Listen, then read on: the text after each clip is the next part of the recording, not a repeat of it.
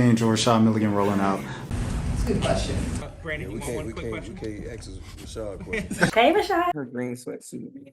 Tiffany,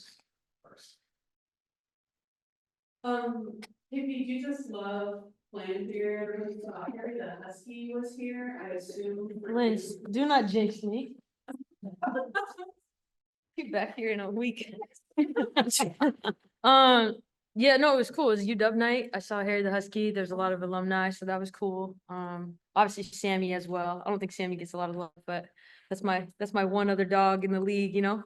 But yeah, I mean, I think that everyone knew from us like this was gonna be a tough game.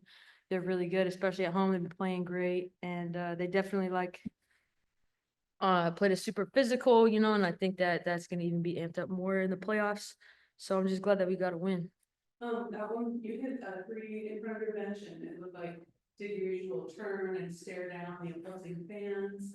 Do you thrive when people post the prayer you? Yeah, sometimes I just black out. I don't even mean to be doing it. Dogs bark. Yeah, I didn't, people do, I would say this year more than ever talk the most, but I don't mind it, so. I think what was the zoning to do from the defensively in the fourth quarter and kind of wanted to finish strong? I like hand sanitizer because people nasty. Jokes too. Sorry, missed your question. What would it say Alright. for you to not only finish strong? I mean, I really just wasn't loving our man-to-man defense, so we just switched it up. You said we were being soft. So I guess the zone made us unsoft. And we had to really At play least it together. made us compact. Yeah, it kept us as a unit. But yeah, she really just said we were soft. So yeah, I'm glad the zone worked out for us because sometimes our zone is a little shaky and it's hard to rebound out of it. So I'm glad we got the job done. Sorry to take your question, but you were beating around the bush. She didn't like our man. If you could comment on how important this game was to get a win, given the implications for the playoffs, and how you kept your composure when they were not. Well, look, they're a good team, and even without Jewel, I mean, they have Skylar, they have NECA, they have some, I mean, Gabby Williams is playing really well for them.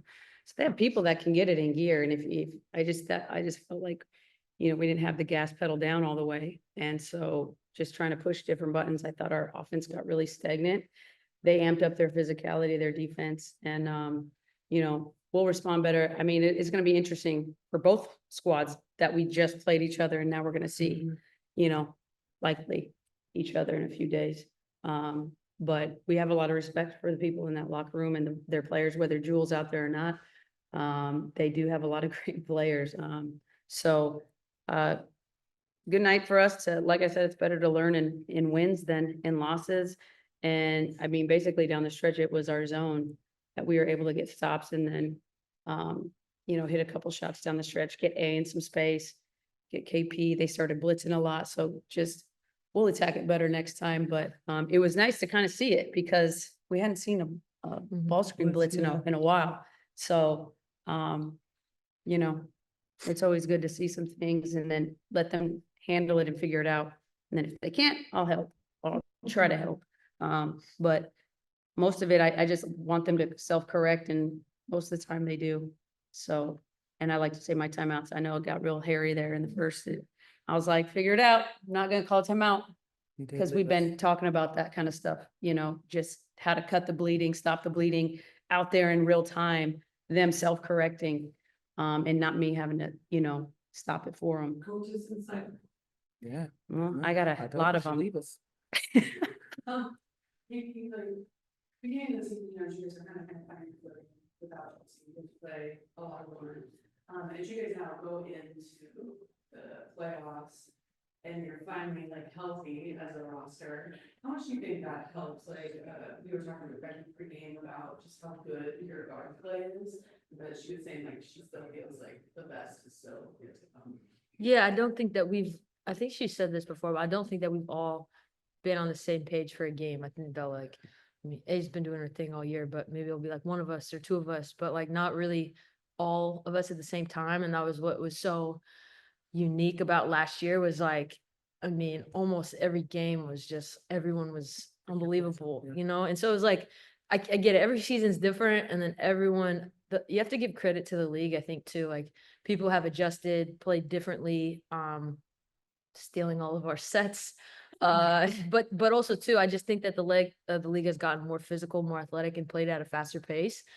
So, as guards, you have to adjust. What worked last year doesn't work this year, So I think you're right, though. I think that we're getting better slowly, and especially defensively, when we are able to get stops, that's when we played in transition in the past couple of years, and that's been our bread and butter, like our run and gun, making a ton of threes. And so I think that we're getting there, but we haven't showed what we're capable of for sure.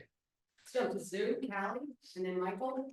Hey, I have a few. Asia, I know you're probably tired of getting asked about records, but now you have the record for most rebounds in a single season. I'm so sorry. I have to ask though, because it is an accomplishment. Just your immediate reaction to that, and if you knew that you were even on track for that today. Record what? Most rebounds in a single season.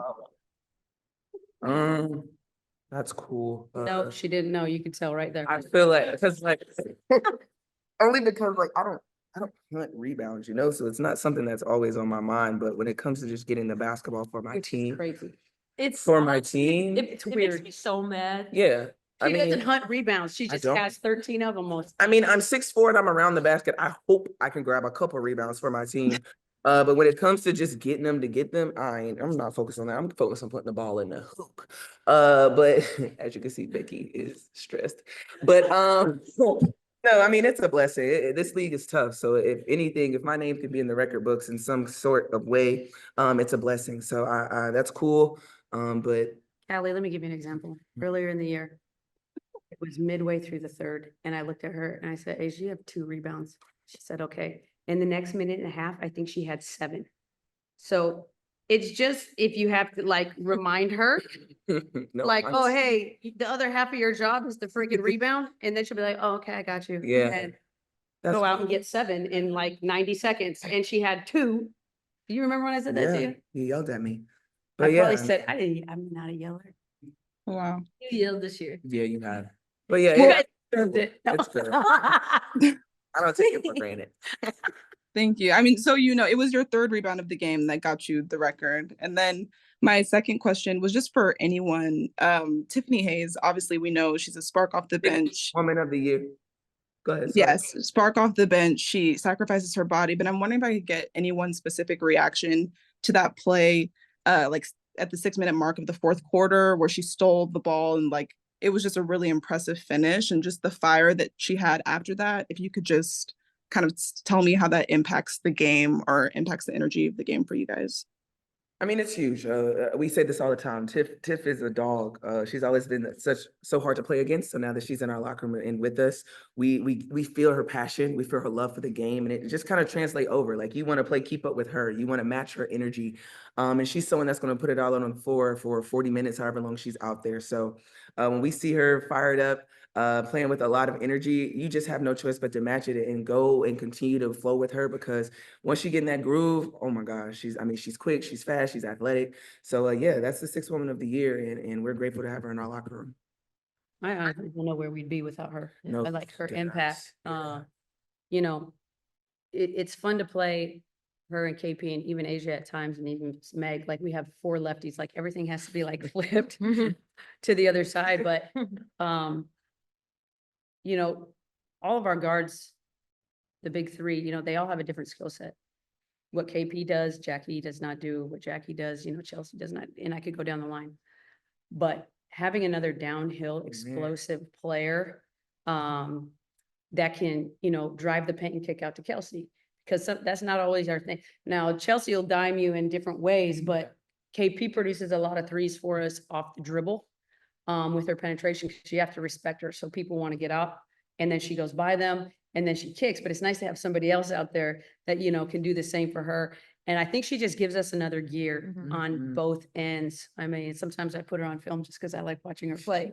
Oh, it's just filthy, some of the stuff she does. She's fast. Looks like a spring chicken. She's 35. Yeah, so she's, and I think the other thing too is like, she's just fit in with our group from day one. She is, one of her first games, we were in a situation, somebody was out, and I was like, do you want to Dallas. start? Yeah, Dallas. Is that the one Kate started? Kate Martin? No, in LA. Jack was out. Oh, Jack, yeah. Jack was out. Tip went in, And yeah. yeah, and Kate Martin started that one. And then it's just whatever role we put her in, she's just crushed. Hell yeah. She's crushed. Michael? Yeah, thank you. I guess Asia, I'll ask you this, and Kelsey Gotta get her something. and Becky, if you guys have some thoughts too.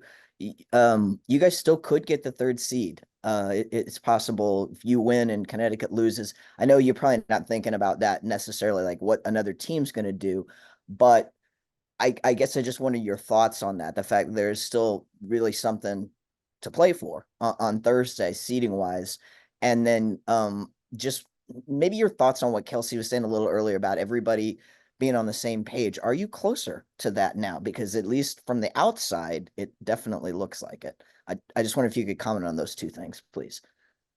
For me, I don't care what seed we are. It would be nice to just like have a higher seed, play at home, cool.